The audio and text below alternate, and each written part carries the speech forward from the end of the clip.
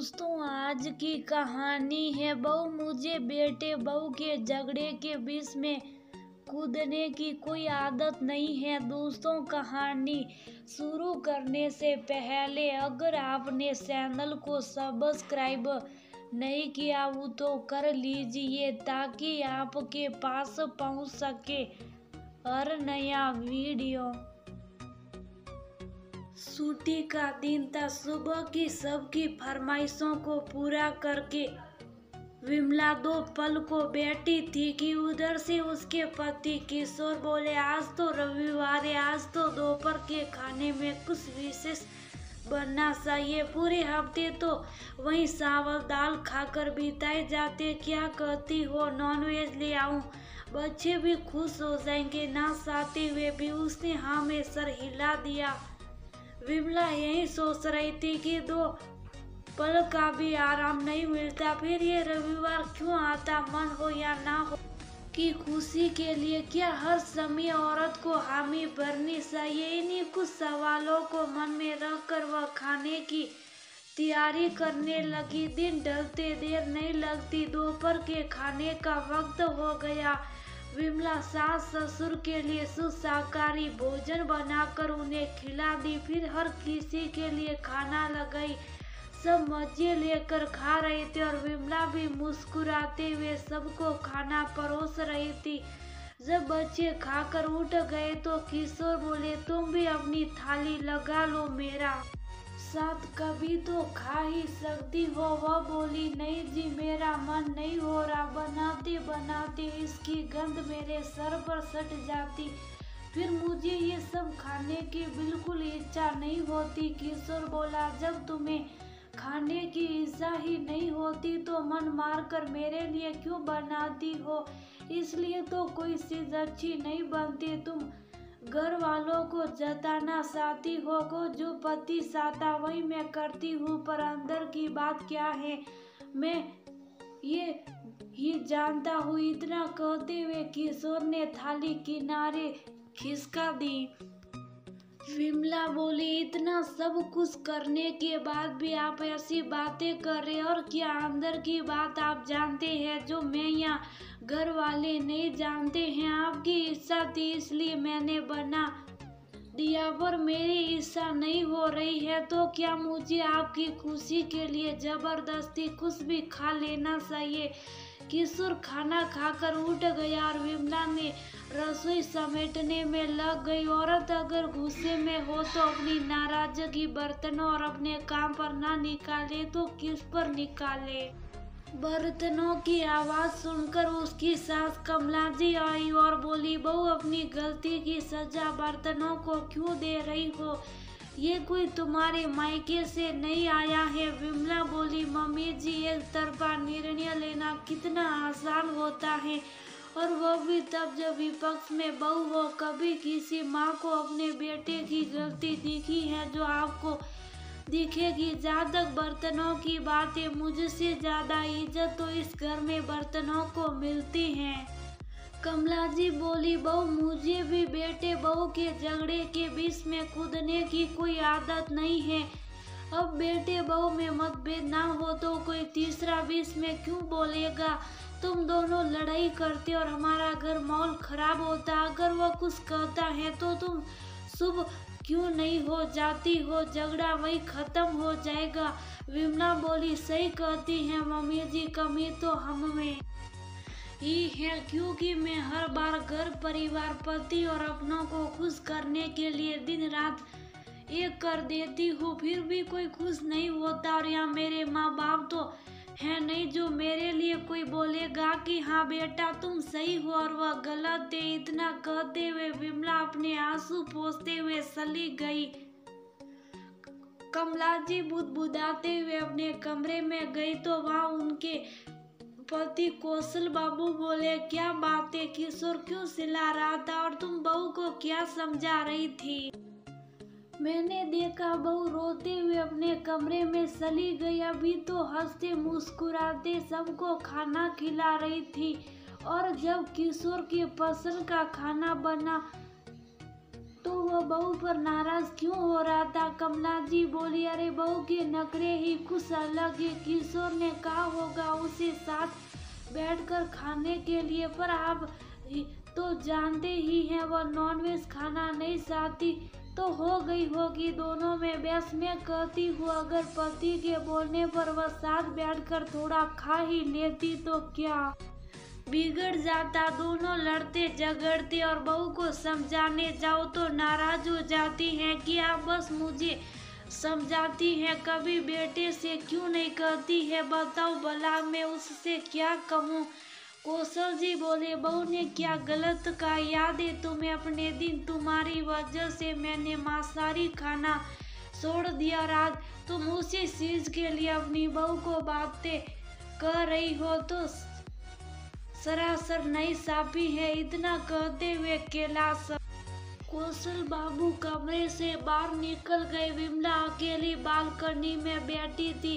कौशल बाबू बोले, बहू किसी और की गलती की सजा खुद को नहीं देनी चाहिए। ये तो नासमझी होगी। वो तो लड़ झगड़ कर और खाकर घूमने चला गया और तुम यहाँ भूखी प्यासी बैठी हो। विमला अपने आंसू पोंछते हुए बोली, नहीं नहीं पापा जी, ऐसी कोई बात नहीं है। कौशल जी बोले, देखो बहू, मेरी बात का दूसरा मतलब मत निकालना। यह सब तुम्हारे अपने हैं। ये मत सोचना कि मेरा बेटा है तो मैं उसका पक्ष ले रहा हूँ, पर पति पत्नी अपने कुछ बातों को बंद कमरे में सुलझा ले तो किसी तीसरे को बोलने का मौका नहीं मिलता। तुम खुद समझदार हो, मेरी बातों का मतलब तुम समझ गई होगी और उम्मीद करता हूँ कि तुम्हारी आंखों में इन बातों के लिए आंसू नहीं आएंगे। बहू के सर पर हाथ रखते हुए कौशल बाबू चले गए। रात में भी विमला ने सबके लिए खाना बनाया और मुस्कुराते हुए सबको खिलाकर एक पत्नी और बहू का धर्म निभाया। फिर शुभ शाम कमरे में जाकर लेट गई। थोड़ी देर बाद किशोर आया और बोला, सबको खिला दिया और खुद नहीं खाई। तुम्हारी यही आदत मुझे अच्छी नहीं लगती। दोपहर का गुस्सा रात तक चलाती हो और बाबूजी की बातों का सामना मुझे करना पड़ता। विमला बोली, अब इसके लिए भी आप मुझे ही जिम्मेदार ठहराइए। मैं तो नहीं गई बाबूजी के पास आपकी शिकायत देकर। आप हर वक्त अपने मन की करते, कभी मेरे मन को समझाने की कोशिश ही नहीं करते कि कुछ चीजें मैं आपकी खुशी के लिए करती हूँ, पर उन चीजों को मुझ पर थोपने की या जबरदस्ती मुझसे करवाने की आप क्यों कोशिश करते। और जब हम दोनों में मतभेद होगा तो किसी तीसरे को तो बोलने का मौका मिलेगा ही।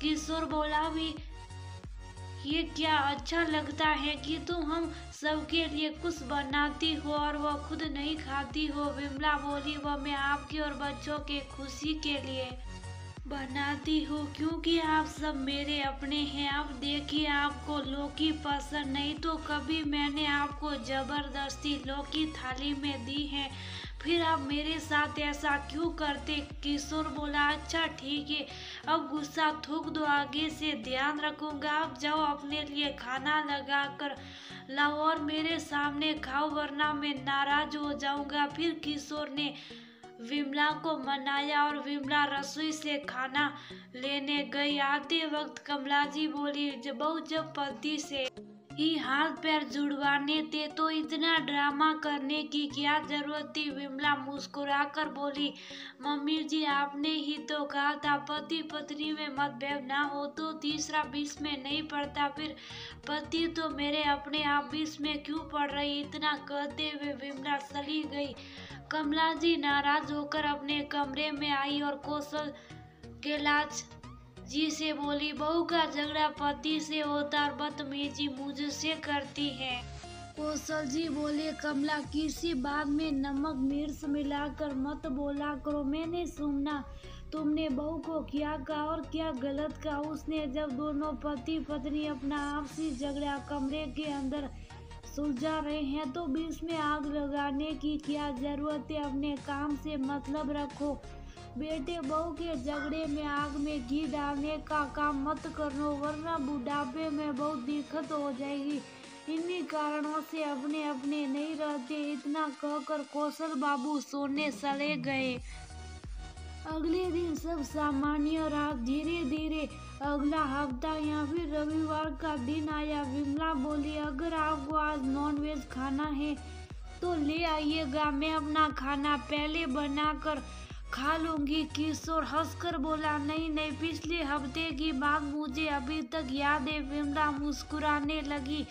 तभी उधर से कमला जी आई और बोली, बेटा क्यों दीवार में सर मारे हो, जब जानते हो ये बनाकर तुम्हें खिला देगी फिर बाद में हंगामा करेगी। तुम भी मान जाओ, मैं तो कहती हूँ अपने खाने के शौक को तुम दफन कर दो, क्योंकि तुम्हारी पत्नी तुम्हारे लिए त्याग तो कर नहीं सकती, उल्टा खिला पिला कर झगड़ा करेगी। किशोर बोला, माँ हम अपने झगड़ों को सुलझा सकते हैं, आप क्यों पुरानी बातों को हवा दे रही। उसने तो ऐसा कुछ भी नहीं कहा। हम बच्चे नहीं माँ बाप बन चुके हैं तो अपने झगड़ों को कैसे सुलझाना है ये हम जानते हैं। किसी तीसरे की हस्तक्षेप की जरूरत नहीं पड़ेगी, क्यों विमला? विमला मुस्कुराते हुए बोली, हाँ मम्मी जी, अब मैं आपको कभी मौका नहीं दूंगी ये कहना कि पति पत्नी के बीच मतभेद ना हो तो तीसरे को क्या पड़ी है उसमें कूदने की। अब जो भी झगड़ा होगा हम सुलझा लेंगे और मुझसे ना सुलझा तब मैं आपके पास राय लेने अवश्य आऊंगी, क्योंकि अपने ही तो अपने ही होते हैं। इतना कहकर विमला सबके लिए चाय बनाने चली गई। बहू की बातों को सुनकर कौशल जी बाबू मुस्कुरा रहे थे और पत्नी के पास आकर बोले, कमला हमारे बच्चे समझदार है, वो अपना भला खुद सोचेंगे। फिर एक बार कह रहा हूँ, अगर अपना बुढ़ापा सुरक्षित करना चाहती हो इन आदतों को छोड़ दो। चलो अब चाय पीते। वह दिन आखिरी दिन था जब कमला जी ने बेटे बहू के बात में हस्तक्षेप किया। उसके बाद किशोर और विमला ने किसी मौका ही नहीं दिया कि कभी कोई पति पत्नी के बाद में किसी तीसरे का काम करे। दोस्तों देखा जाए तो पत्नी जब अपना झगड़ा नहीं किए जाते तो किसी तीसरे को बोलने का मौका मिल जाता। अगर अपने छोटे मोटे झगड़े को खुद सुलझा ले तो कोई तीसरा बीच में क्यों आए।